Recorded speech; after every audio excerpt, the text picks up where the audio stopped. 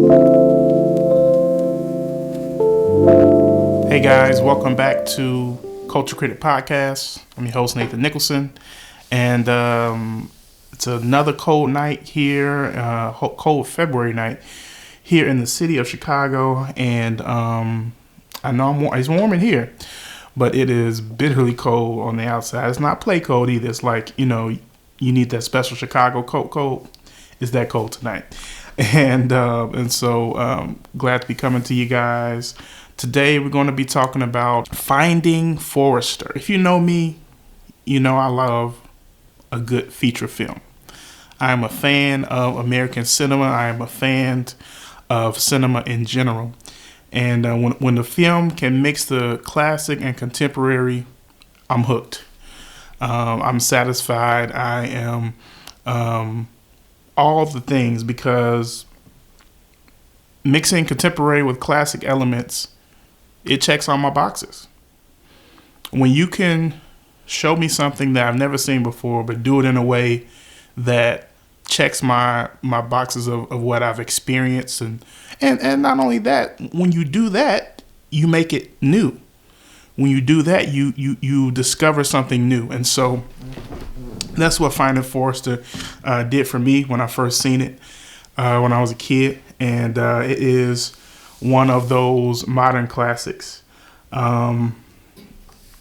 It was released in 2000 from Columbia Pictures, in theaters actually in 2001 from Columbia Pictures, and starring Sean Connery, the legendary Sean Connery, and a newcomer named Rob Brown.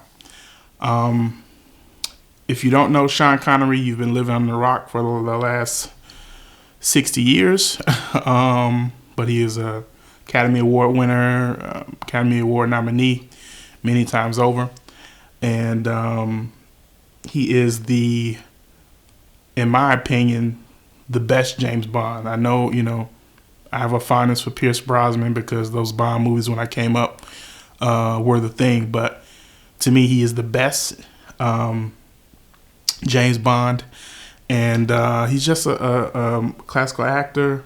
He's known for that distinct voice, for that distinct accent of his. Sean Connery, I love when he's depicted on SNL as like a rebel rouser, picking at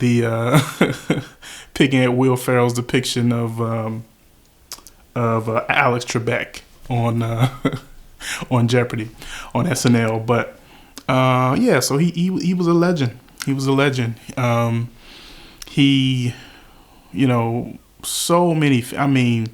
Between just his modern movies, if you think of the James Bond, the Indiana Jones movies that he was in, and all things like that. What was the one with Al Capone? Untouchables. He was on Elliot Ness's team, and so he was really a gem to the movie industry. And so and so you had him, but the contrast, his counterpart in this movie was Rob Brown, a newcomer to film. Rob Brown actually just auditioned for Finding Forrester to get like $300 to get his phone cut back on. Rob Brown was auditioning for an extra part in that movie, and he walked away with a classic. He walked away with a major IMDb credit in this movie, and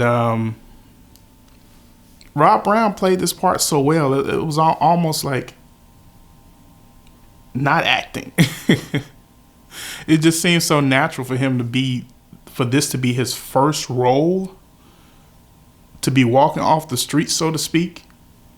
I mean, it was meant to be. It was a perfect storm. You had Busta Rhymes in this film. So many. It was really kind of like Matt Damon made a cameo towards the end.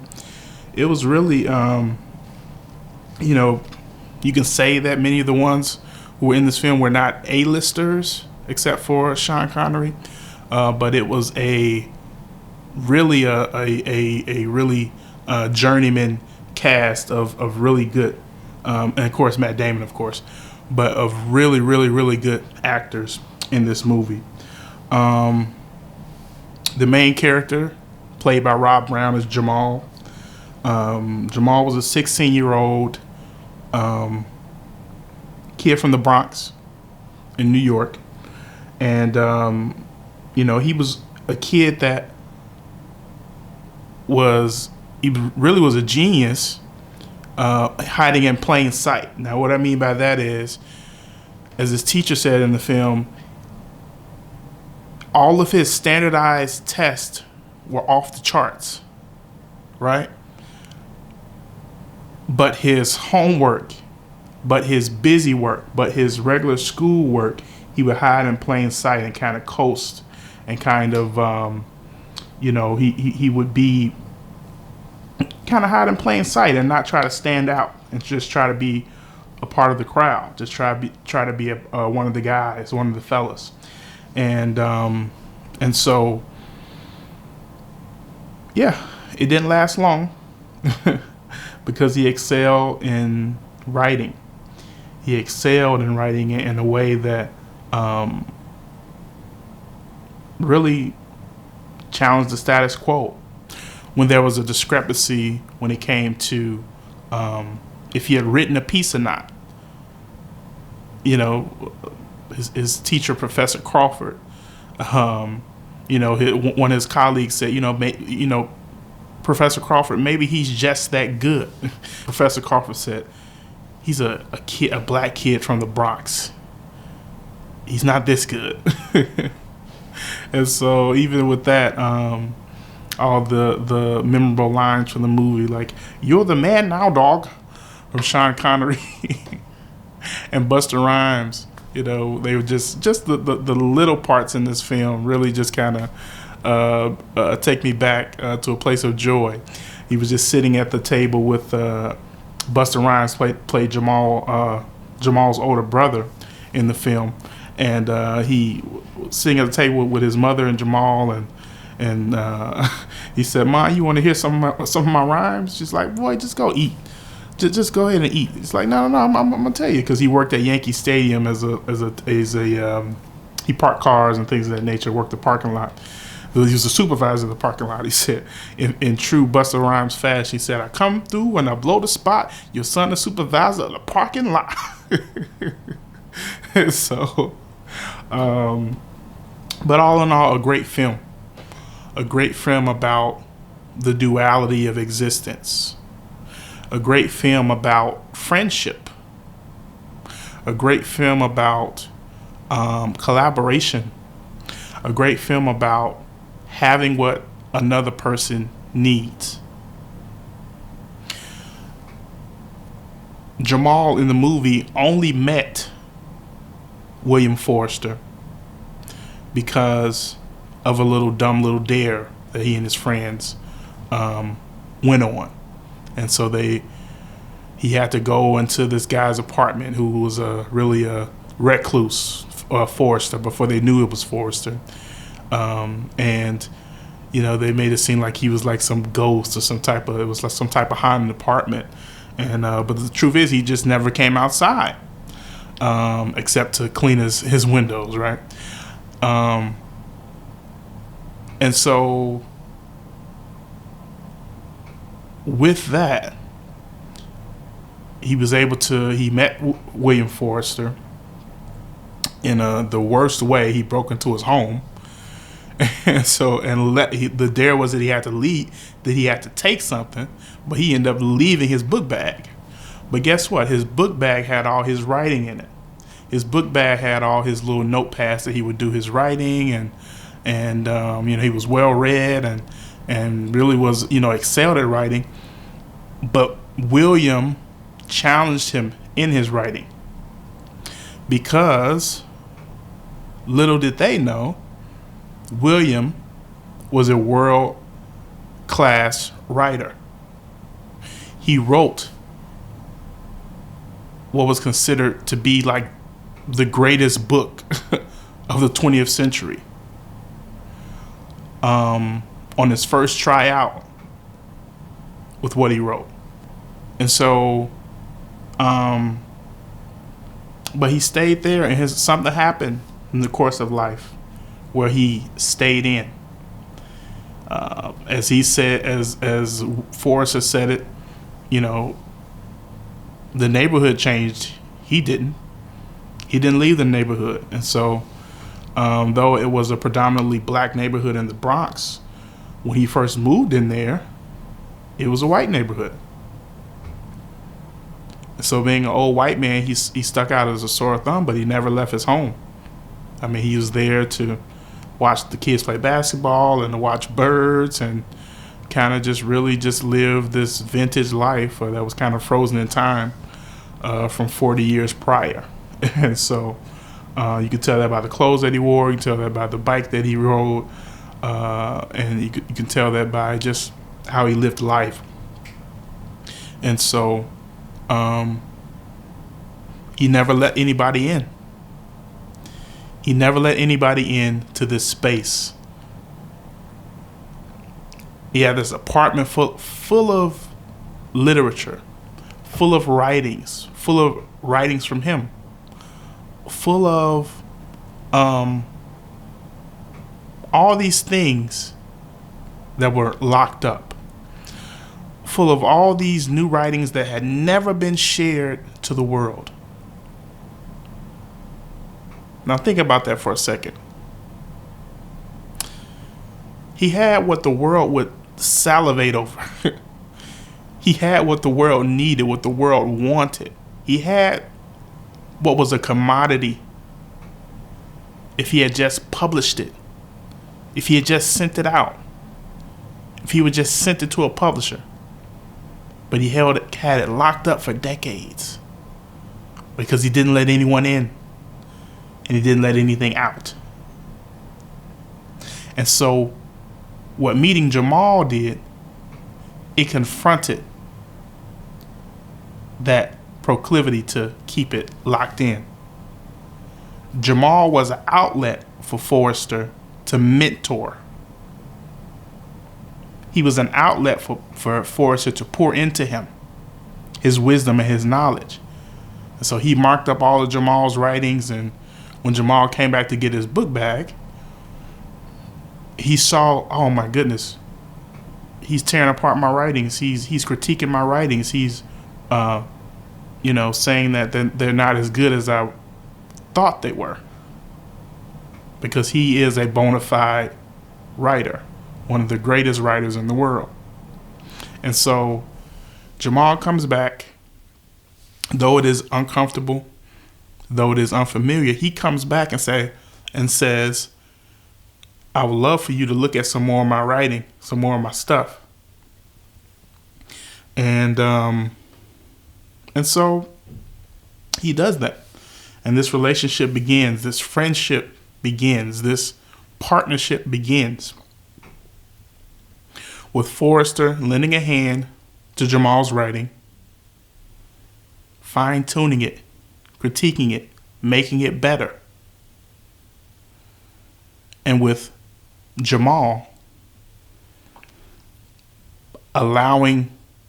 really bringing William out of that shell, out of that place that he never let anybody in.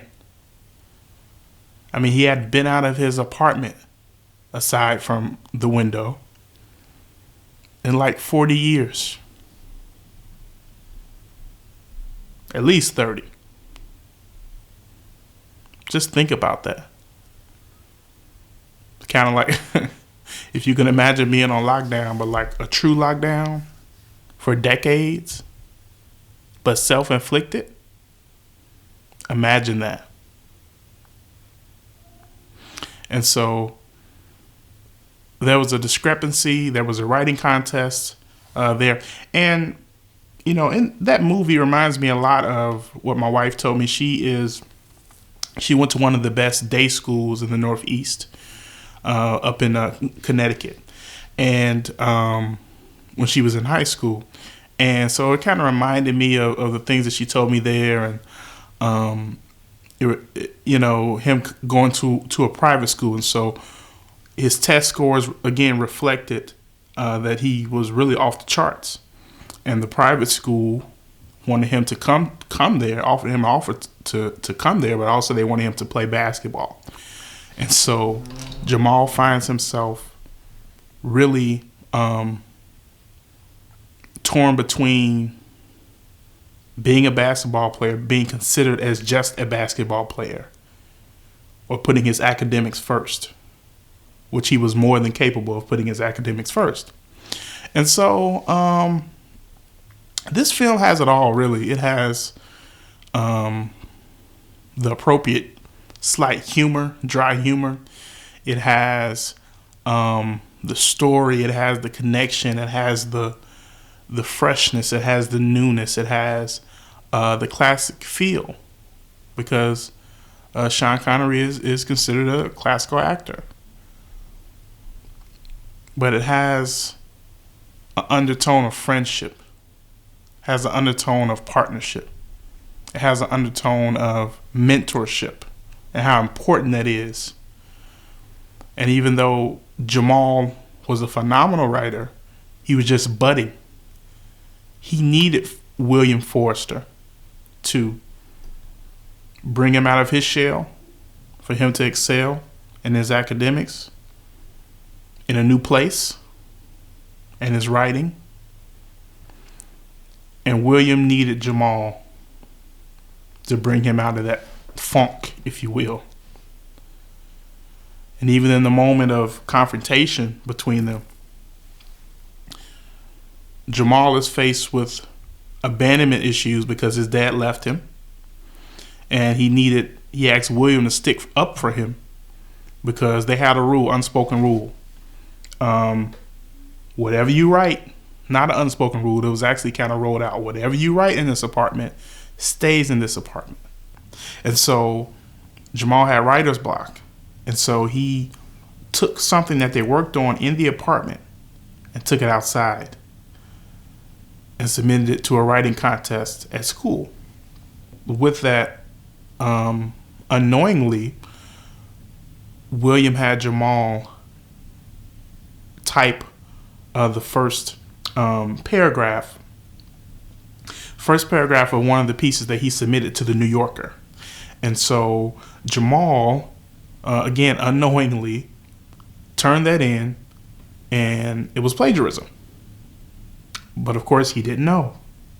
And so he said, either you have the permission of William Forrester, or you've plagiarized. Now, this all happened after Jamal showed Professor Crawford up in class. He beat him at his own game because he tried to show him up in front of people and tried to show people that how much he knew, and Jamal knew more than him. Isn't that something, right? And so he was on probation academically, and his tuition was in jeopardy, and is this moment that Jamal faces those abandonment issues again from his dad, because William would not take up for him. And of course, this goes against William's what he had been doing for the last several decades, is being a hermit, being not under the radar. People barely knew that he was alive. And if he was alive, certainly he was not in this apartment in the Bronx. So with that, William actually mustered up the courage through his anxiety, through his stubbornness, through all of this that he had to fight through. He mustered up the strength and the courage the strength and the courage to show up to the school, ask if he could read something. He read something that was excellent. He read something that was breathtaking. He read something that everyone applauded. And Professor Crawford, who loved William Forrester so much, was almost in awe that he was there. He was in awe that he was there, just speechless. And he says, to what do we owe this visit? Your words are so magnificent. Your words are so great. And he said, William told him, he said, this friend, I spoke here today because the friend was not allowed to. He said, Jamal Wallace is my friend. And so, much to the dismay of Professor Crawford, he's like, Jamal Wallace is a friend of yours? I said, yes. He said, and those words that I read to you today, I didn't write them. Jamal Wallace did. I have a great, come on, I'm like the tribal chief, acknowledge me. I have a great Sean Connery impersonation. Jamal Wallace did. And so, yeah, everyone applauds and they move on. Of course, he's off the hook when it comes to the academic probation. But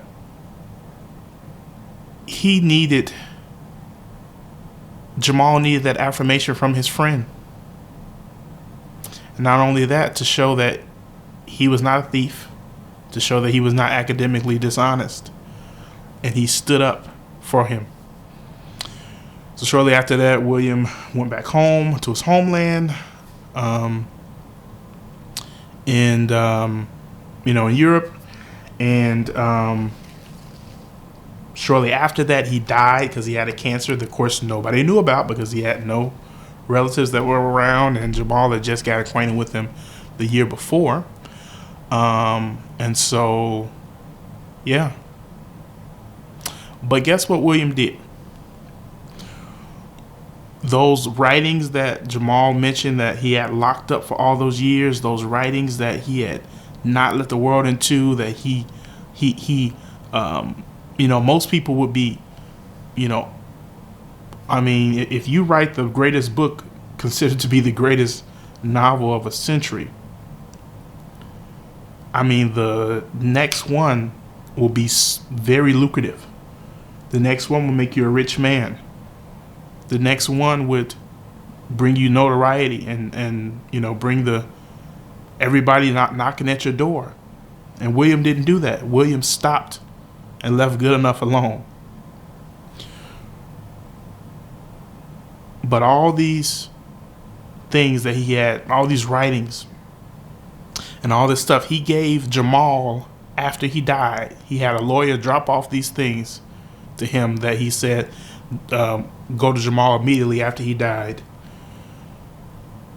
He gave him a key to his apartment and let him have those writings. And not only that, he decided to release what was blocked. He decided to release what was delayed.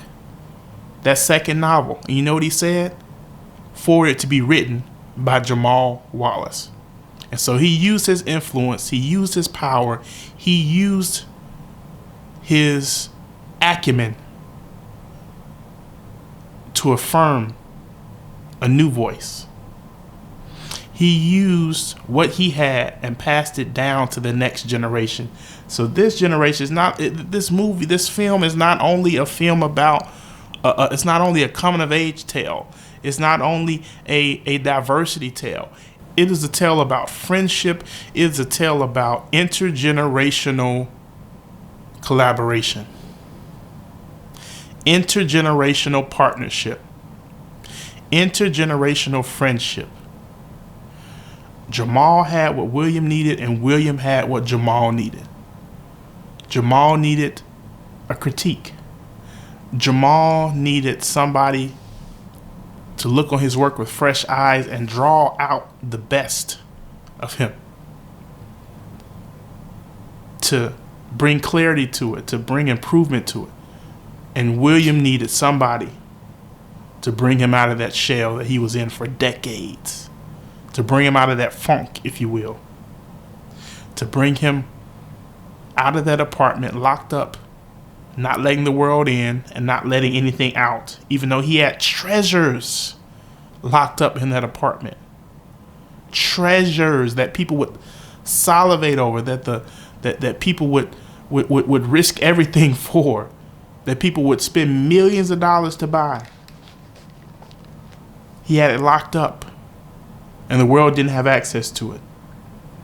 And the world never would have known, and the world never would have benefited from what was in that apartment had not Jamal and William crossed paths the way that they did. So this film is near and dear to my heart. This film shows the power of friendship, shows the power of intergenerational collaboration. It shows the power of mentorship, the mentor-mentee dynamic. And so this film, has the humor, it has the wit, it has the cleverness, it has all those things. It has it's a modern movie with a classic feel, and I love it. I love it so much. I don't have a star system yet, but this, my friends, well, maybe we should start one. This is a 5-star movie. I was so glad when it got its just due. And when I saw it on Turner Classic Movies, I was like, yes, because this is an American classic. Finding Forrester. A great film. If you've never seen this film, I know I just spoiled the whole thing for you, but go see it. Because there is value in collaboration. There is value in friendship.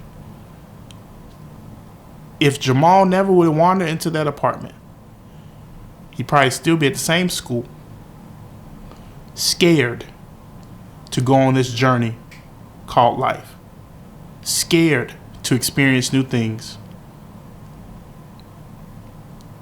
But he was empowered. And Jamal also, he was actually an introvert as well. Because of the norm, because of what he knew, he was unwilling to go beyond what he knew because he hid in plain sight. And so he was an introvert because he was afraid of what his friends would say about him if he excelled. He just wanted to be one of the fellas. He just wanted to be one of the guys. But when God has placed something in you that is so great, you'll never just fit in. You may fit in, but you will never just be one of the guys, just one of the fellas, because God's favored you. And so, yeah. Finding Forrester is about friendship. It's about collaboration. It's about partnership. It's about intergenerational connection. It's about letting what you've been blessed with bless the world. And it's about letting the world in to those dark spaces, to those deep spaces that otherwise would be locked up. I think that's a great place to stop. This is Culture Critic Podcast. Until next time. See ya.